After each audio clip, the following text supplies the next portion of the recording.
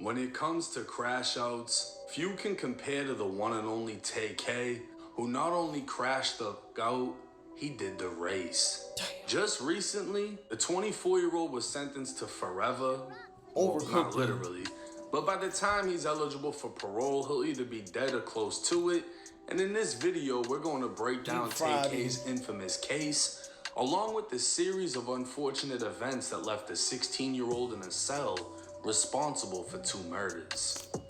Kevin Beverly, who went by the name KD, was a Compton Crip, while Jolena McIntyre, who went by the name Nina, was a Long Beach Crip. The two would meet in high school in the early 90s, and in the year 2000 would have a baby named Tamor McIntyre, who would he looked just like his mom on photo. Later be known as Tay-K. His father would wind up in prison, while his mother was in and out of jail struggling with addiction. Tay-K would grow up in and out of foster care, where he'd suffer abuse along with his siblings. He'd be returned to his mother, only to be taken away again as she went back to jail. This cycle would continue as Tay-K moved from Long Beach, California to Las Vegas, Nevada. His mother would be arrested again, finding herself in a new jail, while Tay-K in a new home. It wasn't until his father's release from prison that his father would move the family down to Arlington, Texas. Reunited with his father and relocated to a more suburban environment, you'd think Tay-K would finally have a chance to thrive now that his family was back together. But by now, Tay-K was claiming his mother's set, Baby Insane Crip. Tay-K wasn't old enough to have been put onto the set in Long Beach, meaning he wasn't officially jumped in. But who could tell Tay-K he wasn't official? He came from a Crip family, with both parents still actively banging. In Texas, Tay-K would take up an interest in music before finding himself wanting to become a rapper. Tay-K would become a member of Daytona Boys, a rap group with his 2 friends, Eric Johnson, who went by the name Santana Sage, and Jalen Bell, who went by the name Pimpies. Building up a local fan base, things took a turn for the Daytona Boys in 2016.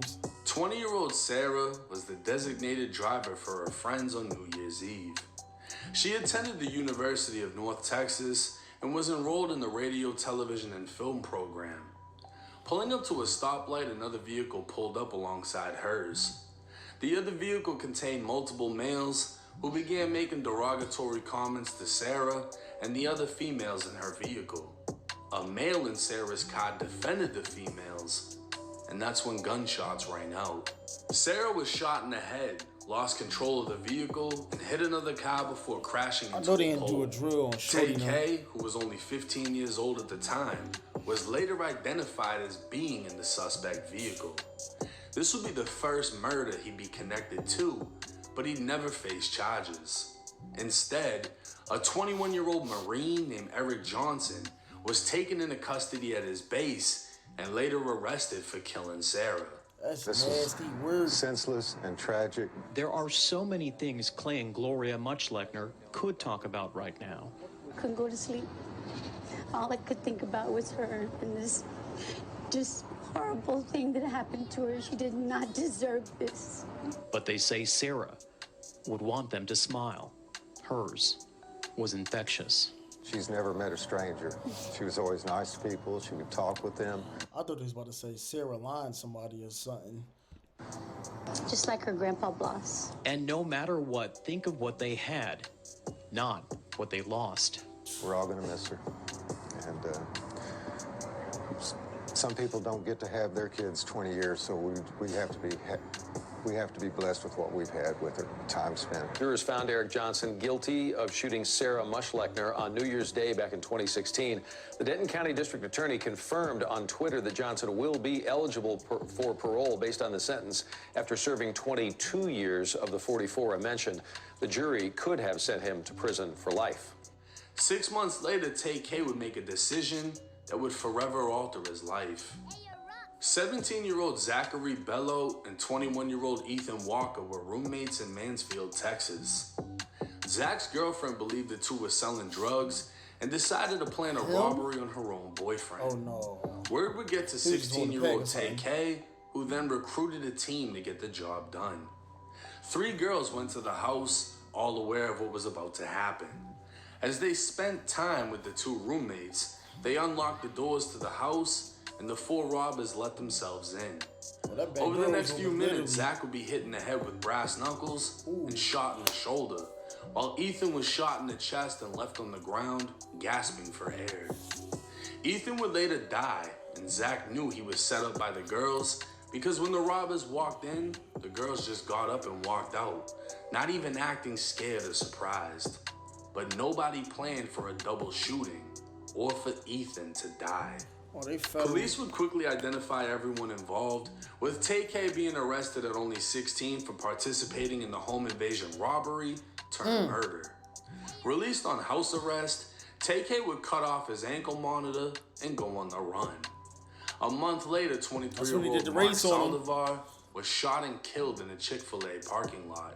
New on the night beat, one man found dead in the middle of a parking lot of a North Side fast food restaurant following a shooting. As Pilar Arias reports tonight, police say the car the victim was riding in may also be the same vehicle the suspects took off in. The parking lot of a Chick-fil-A turned crime scene. The restaurant closed for business like it usually is on Sundays. But that didn't stop witnesses and spectators from gathering to figure out what happened at the lot just across from North Star Mall early this evening. So this is a shopping center. There were quite a few people out here, and the car drove through like everybody else, and as soon as they heard the noise, they all started looking. Police now trying to find out how this all happened. Their sights set on a black 4-door car. They say the victim was riding in the car along with several other people police are now looking for. They had pulled in here just before 5:30. As far as investigators know at this point, the man was shot outside the vehicle, but they don't know what made him want to get out. Investigators would learn Tay-K and others picked up the photographer for a photo shoot at a local mall. While in the vehicle, Tay-K and one of the other suspects pulled out guns, pistol whipped Mark, and took his backpack containing his equipment. Mark was forced out of the car. Wait a minute. They picked up a cameraman to go jam somebody. These young boys vicious. Yo. Tried to get back in and desperately jumped on the hood. That's when Tay-K leaned out of the window and shot him dead. 2 months later, on June 30th, 2017, Tay-K would drop his infamous song, The Race, and that same day, he'd be captured by U.S. Marshals in New Jersey. Tay-K was now viral after dropping a song describing killing and being on the run and going as far as showing his own wanted poster. The song would reach number 44 on the Hot 100 Billboard chart and currently sits at 251 million views on YouTube. But Tay-K would never get to perform his hit song or experience anything from it. He'd only hear about it through jail calls and jail visits. Tay-K would eventually be found guilty for his role in the home invasion murder of Ethan Walker. While he wasn't the shooter, the fact that he recruited the shooter would leave him with a 55-year prison sentence. Fast forward to 2025, Tay-K would be sentenced to an additional 80 years in prison for shooting and killing Mark. Your punishment is to be assessed at 80 years in the prison. I don't know where your mom is, don't know where your father is. I know that you had a rough childhood, and I do know that these offenses occurred when you were very young. He just got that look on his face like, I'm cooked. Filet me young, Whopper Jr., like. And I do realize that while this is a lot of time, and I tell people all the time, any time that you do in custody is a lot of time. But by that same token, you're still alive. And what the state has said is true. You're still alive. You can still better yourself. If you end up in prison for the rest of your life, you're still alive. You still can improve yourself. Your family can still visit you. But the complainant in this case is deceased. 24-year-old Tay-K has been sentenced to a total of 135 years in Texas State Prison. Man, what? Yo, they roofed him. They be giving out football numbers. His sentencing will be run concurrent, meaning his 55-year sentence has pretty much been overruled by his 80-year sentence. Under Texas law, he'll be eligible for parole in his 60s. Things have already been rough for him, judging by the scar on the side of his neck that appears to be a slash from a razor. While his crimes can't be minimized, his life must be analyzed.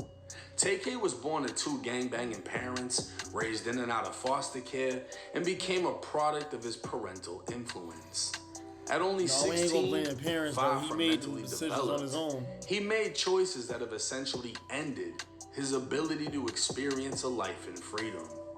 He's been deemed a threat to society, and now knowing his childhood, it can be determined he really never had a chance to live peacefully in society. One can only hope he finds peace in prison, learns from his mistakes, asks forgiveness from his victims' families, and lives long enough to make parole. This is the reality of being a crash out, and he is a living example of what any teen could be if you're following down a similar path. I was trying to beat a case. Now, as sad as Tay-K's case is, it's even sadder what happened to Sarah, Zach, Ethan, Mark. Yeah, you know what I mean? 3 bodies, and he possibly may come home and hear what happened to them, his family you can still really see him. lose any sympathy for him. This was a 16-year-old who was doomed from the start, that grew up to 2 gangbanging parents that didn't do shit for him, didn't provide anything for him. And then, they tried to get their shit together. They tried to, testify on his behalf, and it's done nothing for him. Cooked. He was failed by his parents, 100%. And then he also failed himself. And he's only 24 years old, and he has all this time. 55 years in one case, 80 years in another case. He's not even 25. I'll be honest with you, I'd be surprised if he doesn't, not a lot of people can sit there and do all that time and live a life knowing that there's not much to look forward to. Yeah. Prison is a repetitive place where the same thing happens every single day. You're only gonna wanna do so many seasons of that shit before you just give up on everything.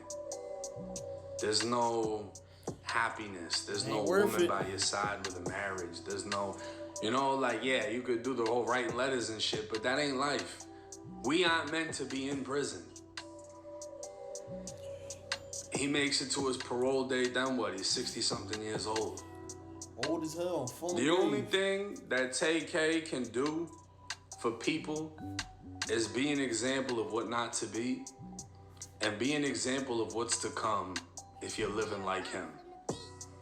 You want to go viral and post guns and show your wanted picture and this and that and be involved with fucking retarded people that do stupid shit that eventually leads to someone's death, then you end up like that. Or his friends that are doing 40 years, 20 years, 15 years, all of them got smoked. Every single person associated with him got smoked. Them young boys hot. All of them are in prison doing mad time, even the girls that set up the robbery. So it's like... They gotta be the dumbest crew ever, though. Like, they cooked your whole crew. As sad as it is to say, there are people put on this earth that you have to use as examples as what not to be. And Tay-K is one of them. I don't want to paint him as a monster, which is why I wanted to break down his childhood and the things that have caused him to be the way that he is, and maybe he is no longer that way inside of prison. But by the time you end up in there with having to do forever, you really got to be that person in there because now you're in the most violent society. That's why you've been excluded from this one, the free one. But hey, let me know y'all thoughts and comments in the comment section. It's 1090 Jake. I'm rocking with y'all, y'all rocking with me. Until next time.